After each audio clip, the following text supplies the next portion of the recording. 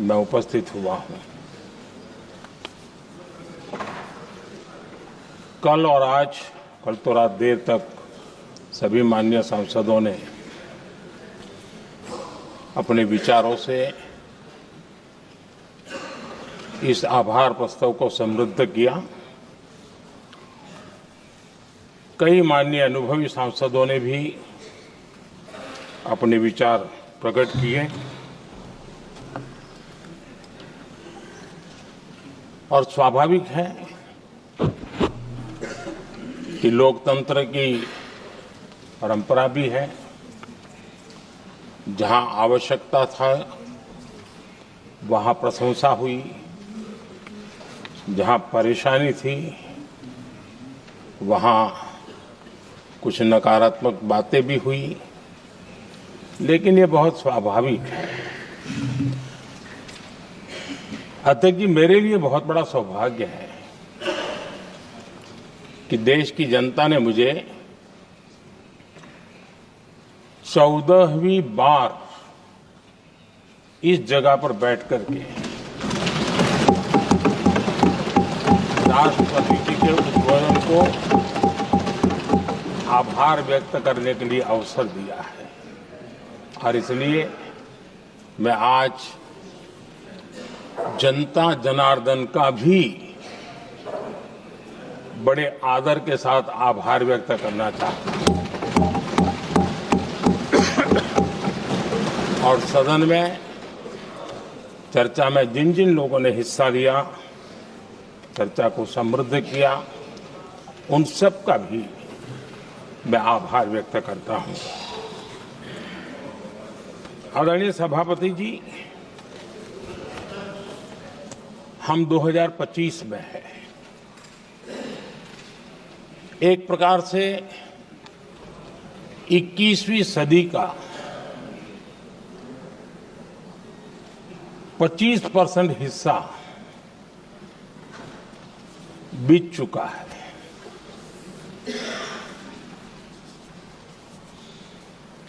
समय तय करेगा 20वीं सदी के आजादी के बाद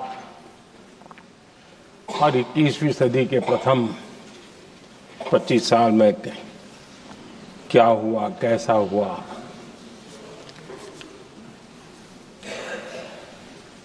लेकिन इस राष्ट्रपति जी के संबोधन में अगर हम बारीकी इसको अध्ययन करेंगे तो ये साफ नजर आता है कि उन्होंने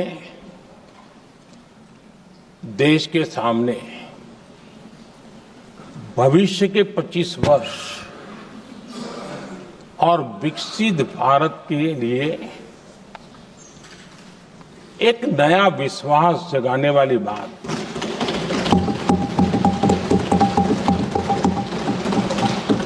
एक प्रकार से आदरणीय राष्ट्रपति जी का ये उद्बोधन विकसित भारत के संकल्प को मजबूती देने वाला है, नया विश्वास पैदा करने वाला है और जन सामान्य को प्रेरित करने वाला है। आदरणीय सभापति जी, सारे अध्ययन बार बार ये कह चुके हैं कि गत 10 वर्ष में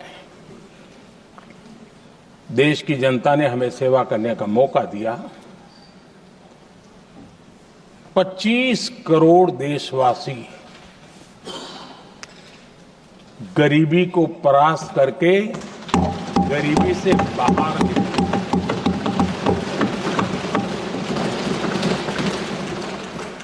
आदरणीय सभापति जी, 5 दशक तक गरीबी हटाओ के नारे सुने हो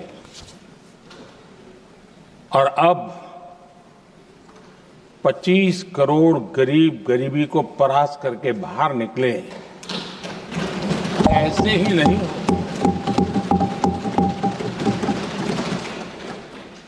योजनाबद्ध तरीके से समर्पित भाव से अपनेपन की पूरी संवेदनशीलता के साथ जब गरीबों के लिए जीवन खपाते हैं ना, तब ये होता है। आदरणीय सभापति जी, जब जमीन से जुड़े लोग जमीन की सच्चाई को जानते हुए जमीन पर जीवन खपाते हैं, तब जमीन पर बदलाव निश्चित होके रहता है।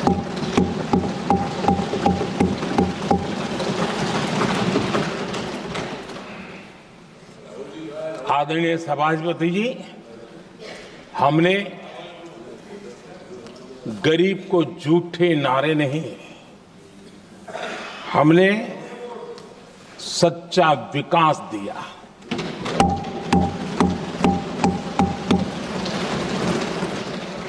गरीब का दुख, सामान्य मानवी की तकलीफ, मिडिल क्लास के सपने ऐसे ही नहीं समझे जाते हैं। आदरणीय सभापति जी, इसके लिए एक जज्बा चाहिए।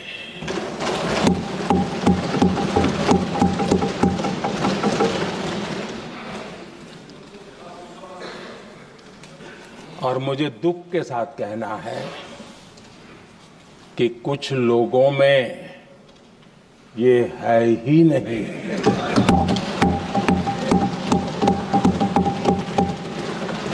आदरणीय सभापति जी, बारिश के दिनों में कच्ची छत, फुसकी, प्लास्टिक की चादर वाली छत, उससे नीचे जीवन गुजारना कितना मुश्किल होता है। पल पल सपने रौंद दिए जाते हैं, ऐसे पल होते हैं, ये हर कोई नहीं समझ सकता। आदरणीय सभापति जी, अब तक गरीबों को 4 करोड़ घर मिले हैं।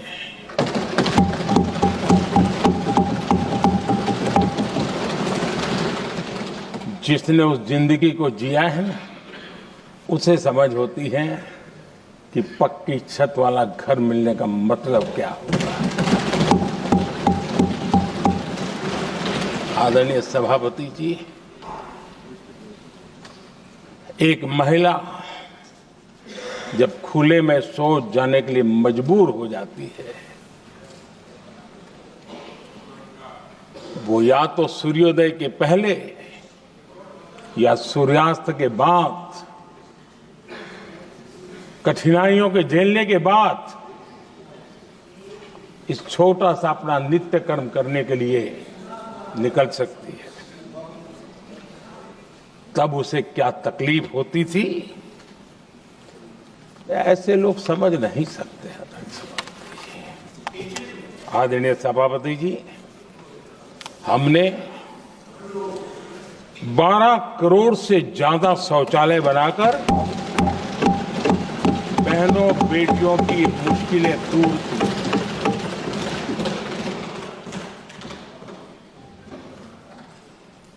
आदरणीय सभापति जी, आजकल मीडिया में ज्यादा ही चर्चा हो रही है, सोशल मीडिया में और अधिक हो रही है। कुछ नेताओं का फोकस घरों में जकूजी पर, स्टाइलिश शावर्स पर, लेकिन हमारा फोकस तो हर घर जल पहुंचाने पर है।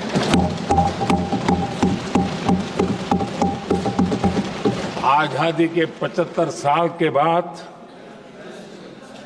देश में 75% करीब 16 करोड़ से भी ज्यादा घरों के पास जल का करने के लिए नल का कनेक्शन नहीं था। हमारी सरकार ने 5 साल में 12 करोड़ परिवारों को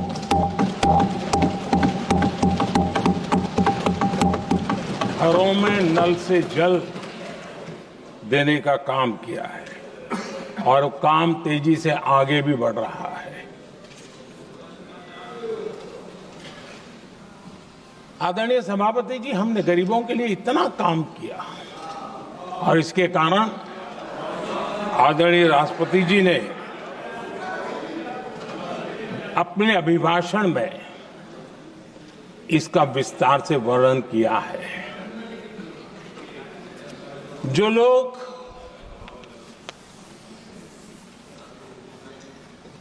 गरीबों की झोपड़ियों में फोटो सेशन कराकर अपना मनोरंजन करते रहते हैं, उन्हें संसद में गरीबों की बात बोरिंग ही लगेगी।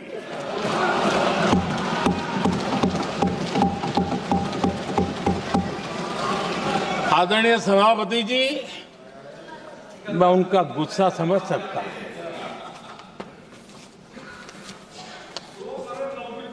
आदरणीय सभापति जी,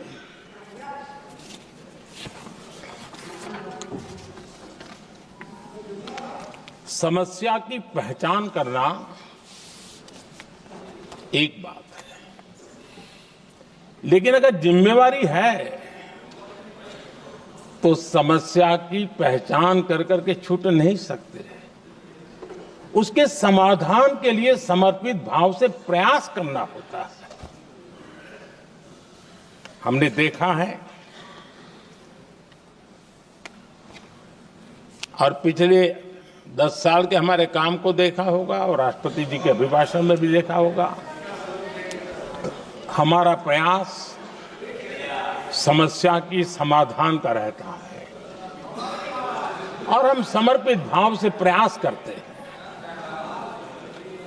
आदरणीय सभापति जी, हमारे देश में एक प्रधानमंत्री हुआ करते थे।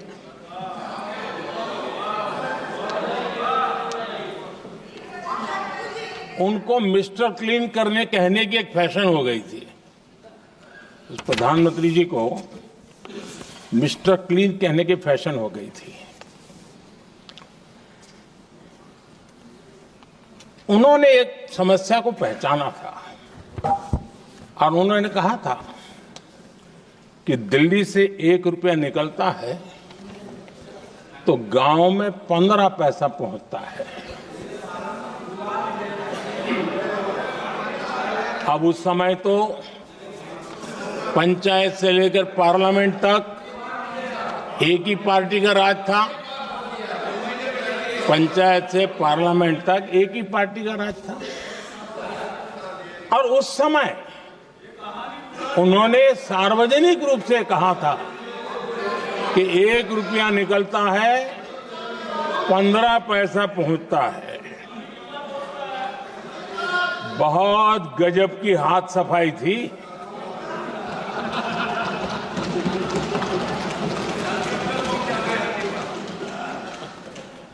पंद्रह पैसा किसके पास जाता था, ये देश का सामान्य मानवी भी आसानी से समझ सकता है।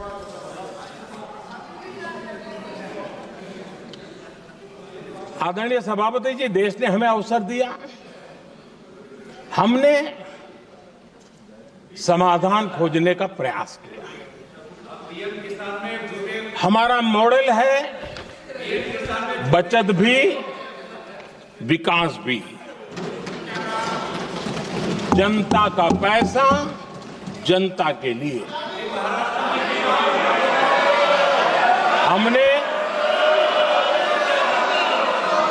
जनधन, आधार, मोबाइल की जेम ट्रिनिटी बनाई और डीबीटी से डायरेक्ट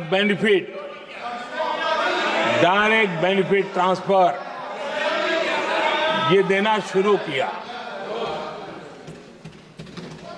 आदरणीय सभापति जी, हमारे कार्यकाल में हमने 40 लाख करोड़ रुपया सीधा जनता जनार्दन के खाते में जमा किया। आदरणीय सभापति जी, इस देश का दुर्भाग्य देखिए, सरकारें कैसी चलाई गई, किसके लिए चलाई गई। माननीय सदस्य, मैं सबसे आपसे आग्रह कर रहा हूं, आप सदन की गरिमा बनाए रखें। बैठे बैठे कोई माननीय सदस्य टिप्पणी नहीं करे, उचित नहीं है, ये गलत तरीका है आपका। ये सदन की मर्यादा नहीं है आपकी। आप प्रोटेक्ट करना चाहते हो उनको इस तरीके से, गलत तरीका, ये गलत तरीका है। आप बैठे बैठे टिप्पणी करना चाहते हैं।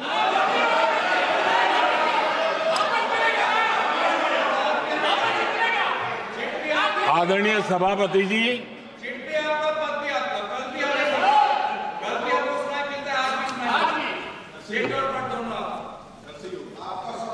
जब ज्यादा बुखार चढ़ जाता है तब लोग कुछ भी बोलते हैं, लेकिन इसके साथ साथ ज्यादा हताशा निराशा फैल जाती है तब भी बहुत कुछ बोलते हैं। आदरणीय सभापति जी, जिनका जन्म नहीं हुआ था, जो भारत की इस धरती पर अवतरित नहीं हुए थे, ऐसे 10 करोड़ फर्जी लोग सरकारी खजाने से अलग अलग योजनाओं का फायदा ले रहे थे। आदरणीय सभापति जी, सही को अन्याय न हो इसलिए राजनीतिक फायदा नुकसान की परवाह किए बिना हमने इन 10 करोड़ फर्जी नामों को हटाया और असली लाभार्थियों को खोज खोज करके उन तक मदद पहुंचाने का अभियान चलाया। आदरणीय सभापति जी, ये 10 करोड़ फर्जी लोग जब हटे और भिन्न भिन्न योजनाओं का हिसाब लगाएं तो करीब करीब 3 लाख करोड़ रुपया गलत हाथों से जाने से बच गए।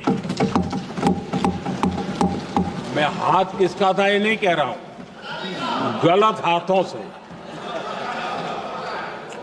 आदरणीय सभापति जी, हमने सरकारी खरीद में भी टेक्नोलॉजी का भरपूर उपयोग किया, ट्रांसपेरेंसी लाए और जेम पोर्टल, जो आज राज्य सरकारें भी उसका उपयोग कर रही है, जेम पोर्टल से जो खरीदी हुई उससे आमतौर पर जो खरीदी होती है उससे कम पैसों में खरीदी हुई और सरकार के 1,15,000 करोड़ रुपए की बचत हुई।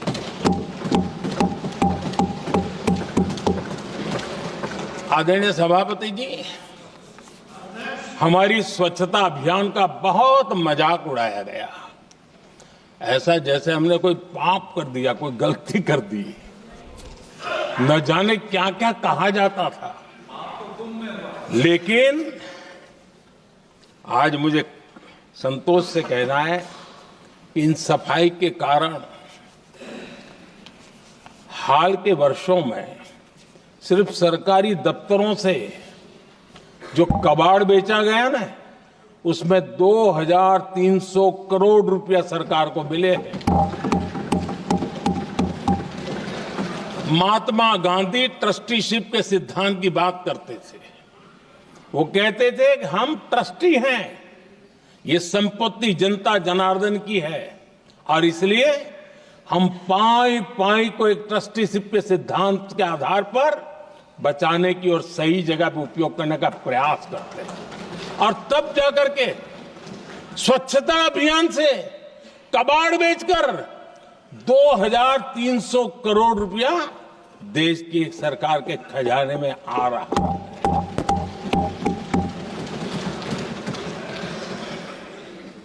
आदरणीय सभापति जी, हमने एक महत्वपूर्ण निर्णय लिया इथेनॉल ब्लेंडिंग का।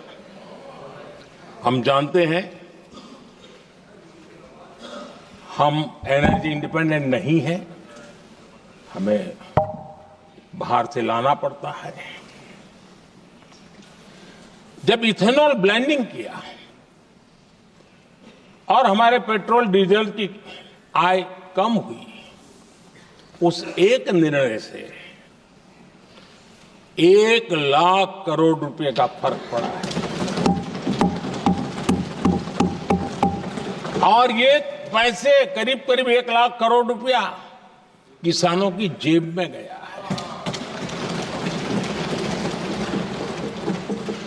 आदरणीय सभापति जी, मैं बचत की तो बात कर रहा हूं, लेकिन पहले अखबारों की हेडलाइन हुआ करती थी, इतने लाख के घोटाले, इतने लाख के घोटाले, इतने लाख के घोटाले। 10 साल हो गए, ये घोटाले न कर करके, घोटाले न होने से भी देश के लाखों करोड़ रुपए बचे हैं, जो जनता जनार्दन की सेवा में लगे हैं। आदरणीय सभापति जी, हमने ये जो अलग अलग कदम उठाए, उससे लाखों करोड़ रुपए की बचत हुई, लेकिन उन पैसों का उपयोग हमने शीश महल बनाने के लिए नहीं किया।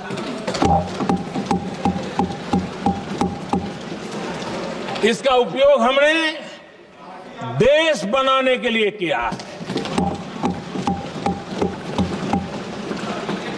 इंफ्रास्ट्रक्चर का बजट 10 साल पहले 1,80,000 करोड़ था, हमारे आने से पहले। आदरणीय सभापति जी, आज 11 लाख करोड़ रुपया इंफ्रास्ट्रक्चर का बजट। और इसलिए राष्ट्रपति जी ने भारत की नींव कैसी मजबूत हो रही है, इसका वर्णन इसमें किया है। रोड हो, हाईवे हो, रेलवे हो, ग्राम सड़क हो, इन सभी कामों के लिए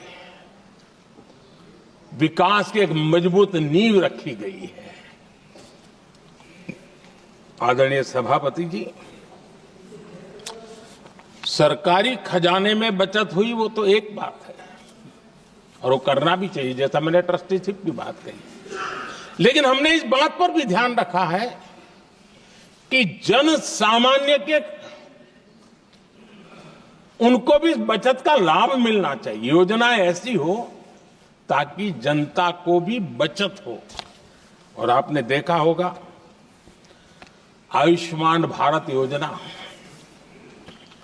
बीमारी के कारण सामान्य मानवी को जो खर्च होता था, अब तक जिन लोगों ने इसका बेनिफिट लिया है, उसी के हिसाब से मैं कहता हूं कि करीब करीब देशवासियों का आयुष्मान योजना का बेनिफिट लेने के कारण जो खर्चा उनको अपने जेब से करना पड़ता, वैसे 1,20,000 करोड़ रुपया जनता जनार्दन के बचे हैं।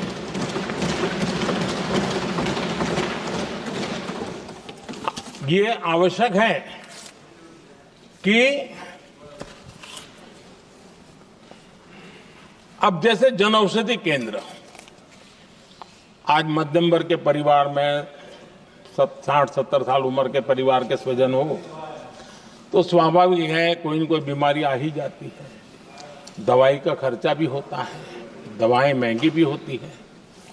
हमने जब से जन औषधि केंद्र खोले हैं जिसमें 80% डिस्काउंट होता है और उसके कारण जिन परिवारों ने इन जन औषधि केंद्रों से दवाइयां ली हैं उनके करीब करीब 30,000 करोड़ रुपए दवाई को खर्चा बचा।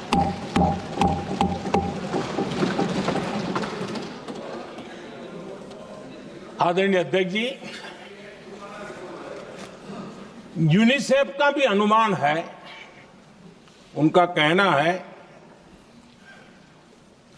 कि जिसके घर में स्वच्छता और टॉयलेट बना, उन्होंने इसका बड़ा सर्वे किया था, उस परिवार को करीब करीब साल भर में 70,000 रुपए की बचत हुई है। स्वच्छता अभियान कहो, टॉयलेट बनाने का काम कहो, शुद्ध जल पहुंचाने का काम करो, कितना बड़ा फायदा हमारे सामान्य परिवार को हो रहा है। आदरणीय अध्यक्ष जी, नल से जल, मैंने प्रारंभ में उसका उल्लेख किया। WHO की एक रिपोर्ट आई है। WHO का कहना है कि नल से जल शुद्ध पानी मिलने के कारण उन परिवारों में जो अन्य बीमारियों के खर्चे होते थे, औसत 40,000 रुपया परिवार का बचा है।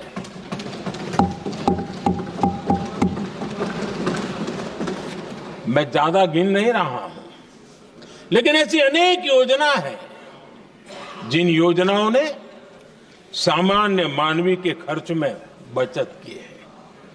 आदरणीय सभापति जी, करोड़ों देशवासियों को मुफ्त अनाज, उसके भी उस परिवार के हजारों रुपये बचते हैं। PM सूर्यघर मुफ्त बिजली योजना, जहां जहां ये योजना लागू हुई, इन परिवारों को औसतन साल भर के 25 से 30,000 रुपये बिजली की बचत हो, पैसों में बचत हो रही है, खर्च में बचत हो रही है। और अगर ज्यादा बिजली है तो बेच करके कमाई कर रहा है वो अलग, यानी सामान्य मानवीय की बचत भी। हमने LED बल्ब का एक अभियान चलाया था। आपको मालूम है कि हमारे आने से पहले LED बल्ब 400 रुपये में बिकते थे। हमने इतना अभियान चलाया, उसकी कीमत 40 रुपया हो गई। और LED बल्ब के कारण बिजली की भी बचत हुई और उजाला भी ज्यादा मिला, और उसमें देशवासियों के करीब 20,000 करोड़ रुपए बचे हैं। आदरणीय सभापति जी, जिन किसानों ने सॉइल हेल्थ कार्ड का वैज्ञानिक तरीके से उपयोग किया है, उनको बहुत फायदा हुआ है और ऐसे किसानों को प्रति एकड़ 30,000 रुपए की बचत हुई है। आदरणीय अध्यक्ष जी, बीते 10 साल में इनकम टैक्स को कम करके भी हमने मिडिल क्लास की बचत को बढ़ाने का काम किया है।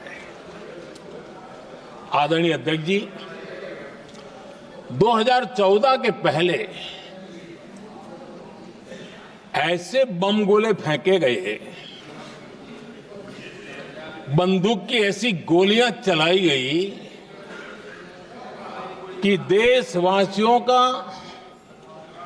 जीवन छलनी कर दिया गया था। हमने धीरे धीरे उन घावों को भरते भरते आगे बढ़े। 2 लाख रुपया 2013-14 में 2 लाख रुपये, सिर्फ 2 लाख रुपये, उस पर इनकम टैक्स माफी थी। और आज 12 लाख रुपये संपूर्ण रूप से इनकम टैक्स से मुक्ति।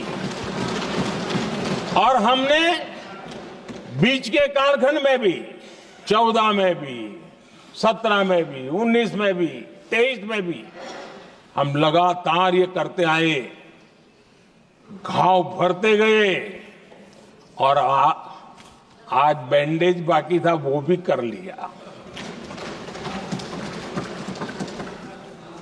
स्टैंडर्ड डिडक्शन, उसके अगर 75,000 जोड़ दें तो 1 अप्रैल के बाद देश में जो सैलरीड क्लास हैं उनके 13.25 लाख रुपए पर तक कोई इनकम टैक्स नहीं देना पड़ेगा।